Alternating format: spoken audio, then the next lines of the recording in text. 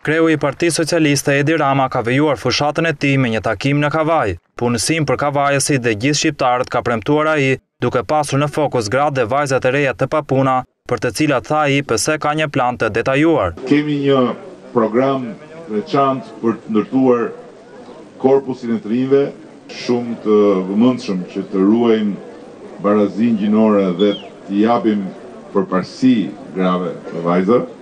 Kuptohet për kundër shkollës, për kundër eksperiencës, për kundër aftësive.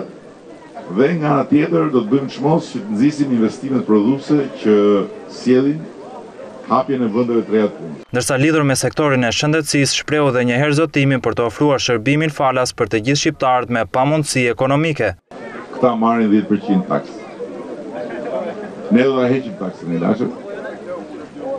Ta bëjmë zero me synim një ture çmimi. Dhe e dyta, ne nuk do lejojmë asnjë ilaç në Shqipëri që të shitet më shtrenjtë se sa atje ku e blejnë.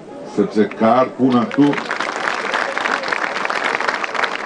që ilaçet kushtojnë më lirë në Itali se në Shqipëri.